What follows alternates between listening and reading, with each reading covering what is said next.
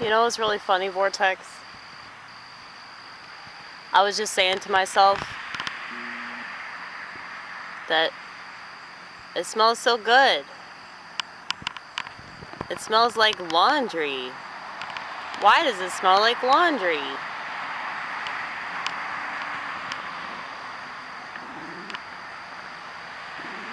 Y'all see that? That's why it smells like laundry. Isn't that cool? All we had to do was look around. Now, I should probably know this because I live here and the laundromat is like literally right up the street. See? Go that way, that's where my house is, over there. And in case you don't recognize this church, we actually played the Psalms musical here. If you're not familiar, I did this whole musical based off of the Psalms. I took a passage or two from every single Psalm and I combined them and I sang in front of random churches. It's like piano punk meets the Psalms. I guess it was cool, but it was also, you know, definitely unorthodox. So this was before I joined the church. It was actually around the same time.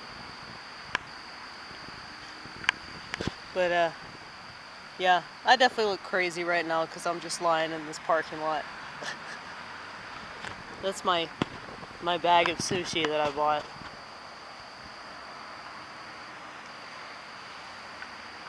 And I bought it as a treat for myself. Though I don't really know what I did, but I'm sure I'll do something cool in the future. So my reward system is all kinds of fucked up. Like, I'll reward myself before I even do anything at all. And then I won't even do it, you know? I think I've said this before. But yeah, it feels really good outside right now. Do you hear them? Do you hear all the insects? I love the sound of the insects, but I also love the sound of the cars. I wonder if these people notice me. Probably not. If they did, I'm sure somebody would have honked by now.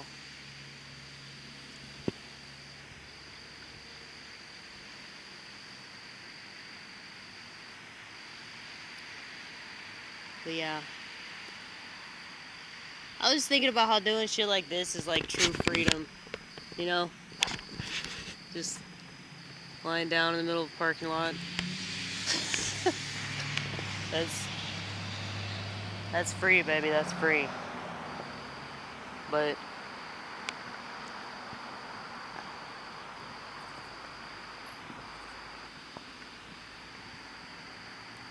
I think our ideas of freedom and justice and liberty and identity and personality and gender and how much else can we screw up?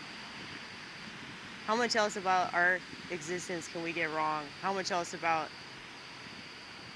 human behavior and the way that we interact with one another? How much else can we completely destroy? You know? Because I wonder this quite often.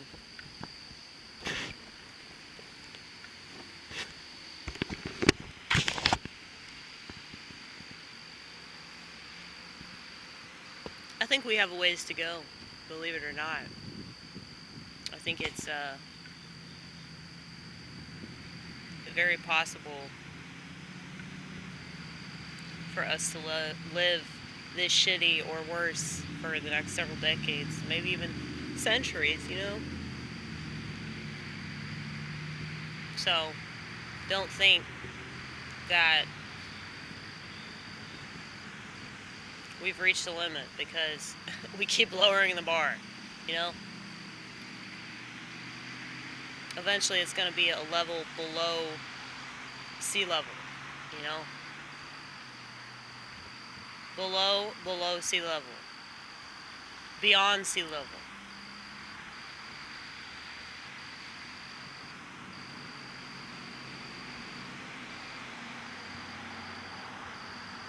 And you know, it's kind of dumb to even mourn it because it's like, this is the decision that people keep making subconsciously. And maybe it's a self-fulfilling prophecy because people want it to be a prophecy. They want to be a victim so bad that they eventually make themselves one. You know? Because if you keep perceiving things a certain way, eventually it will work out just the way that you think it will. So, if you keep pursuing the good, you'll get the good. I have to remind myself of this, especially when I get annoyed. Annoyed. I get annoyed and I get pissed off about certain things.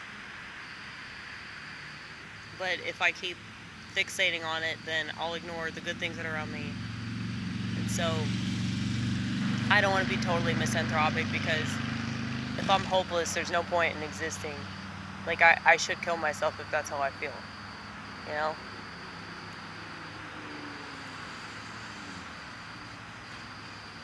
I would hate to get to a place where I'm, like, not making anything anymore. And I think about how my life has way more meaning. And there's a lot of depth to that meaning because I pursue a creative life. You know? People that don't have no idea what the benefit is.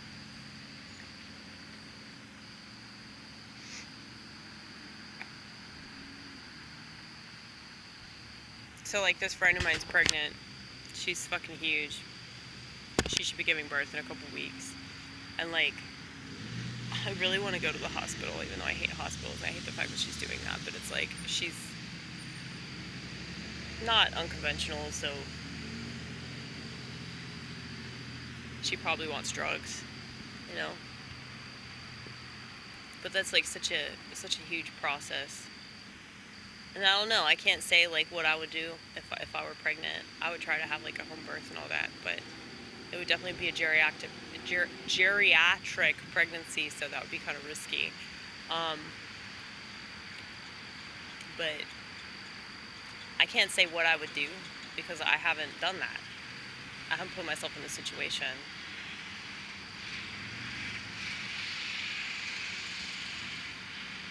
And I don't see how or why I would put myself in that situation, but you never know. I wouldn't completely cancel anything out as a possibility. But, like,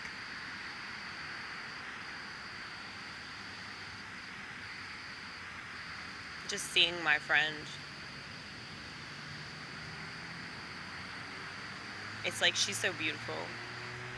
You know, she's doing what she's supposed to do. It's like our bodies are meant to do that.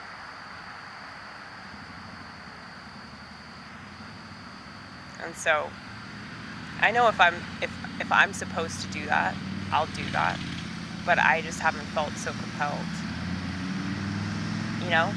Like, I am so motivated by the art that I make.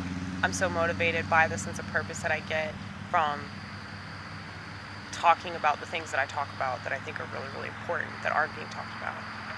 And that's why my life is so fulfilling.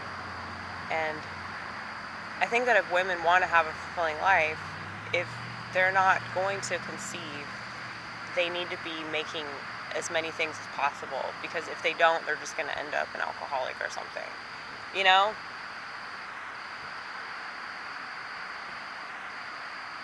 Or worse yet, a crazy cat lady. There's nothing worse than being a crazy cat lady. Should I just slit my wrist?